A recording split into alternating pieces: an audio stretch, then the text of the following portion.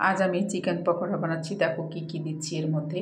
তো এখানে দই আছে, লেবু আছে, আদা রসুন বাটা আছে, জোয়ান আছে, কর্নফ্লাওয়ার আছে, আর আছে বেসন। তো এখানে হাফ কেজি মতন আমি মাংস নিয়ে নিয়েছি, চিকেন। এটাকে ভালো করে ধুয়ে আদা বাটা দিয়েছি, আদা রসুন লঙ্কা বাটা। তো রসুন 1 চামচ, আদা 1 চামচ, আর লঙ্কা স্বাদ মতো যতটা ঝাল খাবে। এখানে আমি দিয়ে দিলাম লঙ্কার গুঁড়ো দিয়ে দিলাম, তারপরে দিয়ে দিলাম এখানে আমি দইটা দিয়ে খুব ভালো করে মেখে নিব। মেখে নিয়ে এটা রেখে দেবো, একটু জোয়ান দিয়েছি। তো খুব ভালো করে এটাকে মাখবো, মেখে এটা আমি 20 মিনিটের মতো রেখে দেবো। তারপর উঠিয়ে এখানে কর্নফ্লাওয়ার দিয়ে দিলাম, আর দিয়ে দিচ্ছি বেসন 2 চামচ করে। তারপর দিয়ে দিলাম লেবুর রসটা গেলে দিয়েছি। দিয়ে এটাকেও ভালো করে মাখবো। একটা ডিম ফাটিয়ে দেবো, ডিমটা দিয়ে খুব ভালো করে মেখে নেব। মেখে নিয়ে এটাকে আমি ভাজবো। তো এখানে মিডিয়াম আঁচে ভাজছি।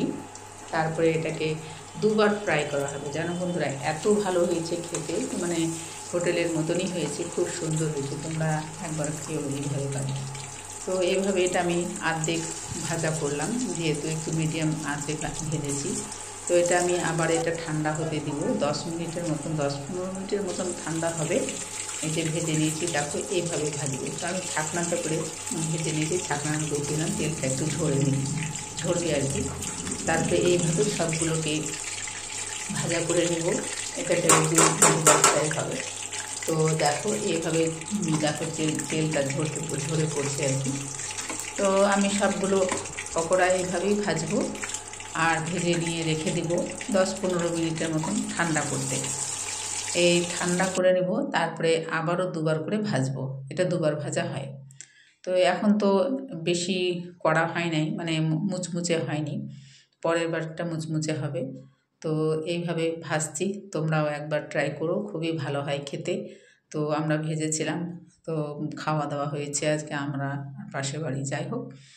তো খুবই ভালো, মানে খুবই ভালো হয়েছে।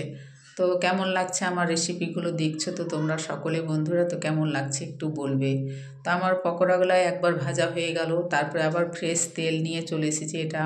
এই কড়াইটা আমার জানো তো ভাজারই কড়াই, সব কিছু এর মধ্যে ভাজি, সেজন্য একটু কালো হয়ে গেছে। তো যাই হোক, আবারও পরের বার ভাজছি, ভালো তেল নিয়ে নিয়েছি প্রায়। আবার এগুলোকে ভাজা পকোড়াগুলোকে আবার ভেজে নেব। এটাকে আঁচটাকে মিডিয়ামই এখন রাখবো। তারপর যখন একটু ভাজা ভাজা হয়ে যাবে, তারপরে একটু কড়া করে ভেজে আঁচটাকে একটু জোরে করে দেব, ভেজে নামিয়ে নেব। উপর থেকে এত মুচমুচে হয়েছে, ভিতর থেকে নরম, খুব সুন্দর হয়েছে উপর থেকে। আর তোমরা এভাবে খাবে করে, যদি আমার ভালো লাগে রেসিপিটা, লাইক শেয়ার কমেন্ট অবশ্যই করবে বন্ধুরা, আশাই রইলাম তোমাদের।